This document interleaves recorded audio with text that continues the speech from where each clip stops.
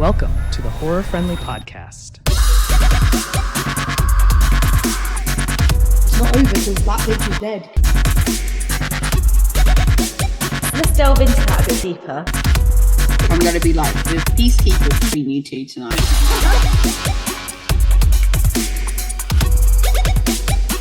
Don't fuck with the original. Yeah, don't fuck with the original.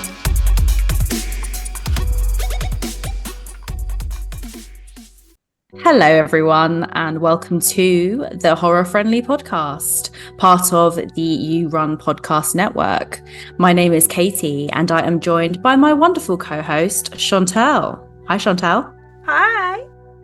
So we're going to be doing something a little different for you guys for the next month or so. We've decided to do a little mini-series covering some of the incredible films showcased at the UK Film Festival FrightFest. We're so excited to introduce you to these films and give you a bit of our insight. Thanks so much for listening and enjoy. Yeah, let's do it. Let's start, shall we? Let's do it. Let's do it. Okay, so we are starting this week with Never Have I Ever, directed by Damon Rickard. Sam is having a bad day. He is battling an unhealthy relationship with alcohol, is late on a deadline for a writing gig, and risks having to pay back an advance he can't afford to. Then a series of strange incidents start happening to him. A chance encounter whilst drowning his sorrows sends his already bad day spinning in directions he couldn't have seen coming. All roads lead back to an incident from his youth and a butterfly effect, which sees him embroiled in a continually escalating game of deadly cat and mouse. I promise I can speak. I swear, every time I read out these descriptions at the moment. Katie, what were your first thoughts on this one? Love how you say Katie as if there's anyone else. As if I want to hear the world's opinions, but I'll start with yours. Oh, I'm honoured. I liked this. Again, I hadn't watched anything for it. I just kind of went straight in. But yeah, I wasn't really sure what to expect when I started watching it. I wasn't really sure what direction it was going to take. Yeah. But I do know, if I'm completely honest, I don't have a lot of notes for this because I was just watching it the entire time. Right. I was quite hooked on it. So I really enjoyed it. I think maybe there were some things that maybe could have slightly changed, which I'm sure we'll get into, but I think generally I liked it. I thought it was sort of giving Seven Keys in some parts where you've kind of got the two actors kind of working together but then also sort of bang against each other at the same time. Yeah, what did you think? So funny enough, I keep making loads of notes for these as if we're doing a normal episode and then remembering I can't say half of what I've written down. I did really like it. There are a couple of bits that I think let it down, but they were, again, I think I texted you one of them, but I was like, it's such a stupid little thing. But in my head, I was like, there was just a couple of bits and I was like, why was that choice made? Not a different choice. And again, that's not because it's not a good film. I think it's a really good film, but I just think it's hard, isn't it? Because you're like, well, if I wrote it, I'd have done this. And it's like, well, I didn't write it. So that wasn't my opinion. But I'm always very curious as to why those decisions were made. But yeah, I wrote down first world problems, but it still sucks not having coffee in the morning because that's the first thing. It was there's no coffee. And I was like, I feel you, man. I feel you. Instant bad day. Yeah, that's not a way to start your day good. It's definitely not, no. Yeah, I just think it was hard to sort of work out who the character of Sam was. He kind of had these dickhead moments in the early starts of the film, in the early bits of the film. And you kind of think okay, there's nothing red flaggy. It's just kind of he's obviously got some problems of his own, but it is very interesting how as the film goes on, and kind of similar to Seven Keys in that you learn a lot more about these characters that you just never thought you would. And it goes to I don't know, much deeper. It just, it gets very deep very quickly. It does. Yeah, I think, and it was an interesting one because I think I actually said it to you. I was the YouTubers Jack and Dean. Yeah. I was very much getting Dean vibes, not in a comedy way. One, he looked a little bit like him. But I think at the start, the acting almost feels like a little bit YouTube. like a little bit low budget, kind of doing it with your mates on your phone. But then as it goes on, and I was like, oh, maybe I was like, I actually think Sam's supposed to be like kind of flat because I think he's supposed to be like a sociopath and really kind of separate from his feelings. And there are a couple of bits where you do see him like acting out, but I think he's actually supposed to be like that. So when it's like at the beginning, when he's acting like that, once you know the character more, you're like, oh, there actually was a reason. It wasn't, I was like, that actually, I think that was actually a choice. So I do think he is one of those characters. It's weird because he starts like a bit unlikable, but you can kind of there's a Loudermilk there's a Netflix show, and it is this guy who's kind of keeps commenting on people. He doesn't like people, so he keeps doing that, like, oh yeah, look where you're going. Like that is very him. So I was like, okay, so it's that kind of character. And then the more you learn, like the more kind of gets unraveled, and there's so many more layers to him. Yes. That I do think that kind of development is really interesting. Yeah, I see what you mean, actually. It's like almost the acting gets better as you find more out about him. Yeah, because it makes sense to the character rather than just, oh, this is really flat. It's like, oh, actually. Yeah, it's kind of flat for a reason. And like when they're both doing a scene together, it does kind of feel there's something kind of off there. And then obviously you work out later down the line why that is. But yeah, you're right. There's something you can't really put your finger on in the first sort of bit of the film where you're like, why isn't this kind of flowing? But that's kind of the whole point.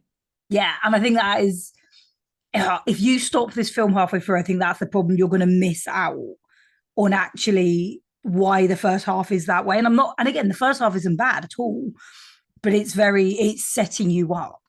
And I think that's you can't just be like, oh, they're flat, they're acting that way. So yeah, but there's a reason. So definitely it's one of those where I think if people start watching this and they're like, okay, the girl said this was good, this isn't good, stick with it. Like it's a horror. It's a horror. It's gonna unravel. You like horrors can't just give you everything in one go. So exactly. Yeah. And I think what I meant by quickly is I think when things are revealed, it is suddenly then quite quickly. It's suddenly then like, this is now, we're now being told this and that. And like, yeah, it all kind of happens in one sort of, the finale really is where it sort of all kicks off. Yeah. But like you say, stick with it. Like it's worth it because I think it's worth it anyway. I think like the payoff is good. There was a bit with there was a couple of continuity errors as well, more in the beginning as well, which unfortunately kind of took me out of it. So I think again I'm kind of defending this film because of the second half. Yeah. But I do, there were a couple of bits where I was like, if I'm noticing them, other people are going to notice that. Like it was, I say that, like, I don't know if you noticed, like when he was on the phone, did you see that it kept like every time, because he put it on loudspeaker and he had it on his desk, but every time the shot went back to the phone, it was back to 0.1 and he kept like restarting the clock. And I was like, if you've put the entire, like the phone on the entire screen, I'm good. Like people are going to notice that continuity. Such a little detail, but just one of those things where I was like, yeah, well, yeah, it niggles at you though. Like you picked it up. So yeah, it takes you out of it a little bit. And I'm like, no, just ignore that. Just pretend that doesn't happen. That was fine. It's fine. It's all good. I think Beatrice Fletcher is so good when she's playing Mara. I think she is pretty consistent throughout. There are a few bits I think that are kind of predictable, but then that proper ending, that finale, is not something I expected. No. So I think there are kind of a few predictable bits throughout, but I think again, there's enough in there, I think, that's going to surprise you. I think there'll be something in there for everyone. Like it's going to surprise everyone, I think. Yeah, it's not going to be a spoiler. Like the two characters are talking. So it is interesting to see how their relationship unravels. But again, like even when you're sat there going, okay, so, never have I ever, where's this going to go? Like what's their dirty little secrets? There was still a couple I wouldn't have guessed. Like a couple of them I was like, yeah, okay, definitely something's going to come. That's going to come up. But there was more. And I was like, oh shit, that took a turn. Yeah. Like, and she was really good. She was really fucking good, especially when those harder, like they started getting more into the game and those harder questions came up. She was really good at like showing her emotions and just acting her way through it. I thought she was brilliant. Yeah, she was great. Do you have like a wow moment in the film?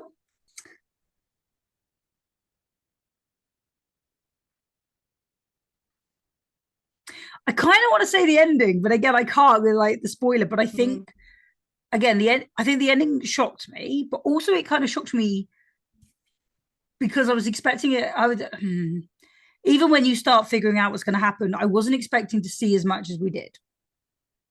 I'm hoping that's vague enough. Yeah, yeah. You see what I mean? So yeah, I think that's my wow moment is actually how much they pushed it. I'm gonna go with. What about yourself? Yeah, I don't have much more to add to that. I agree with you. Like the wow moment for me is like the ending because everything has been building up to that moment. Yeah. So I think, as I said, I think it pays off, and something in this film will shock you. Like you might guess a few things along the way, but I don't think you'll guess all of it. I think that there are loads of secrets and twists and turns in the film. So yeah, no, I'm going to copy you and say the ending. And what about who would you recommend this to?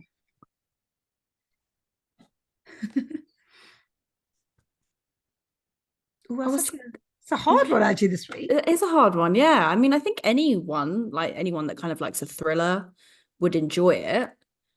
Anyone that kind of likes sort of more of like a mystery film where secrets are kept and like finally revealed and things like that. I think maybe sort of thriller fans, I think, would enjoy this. Yeah.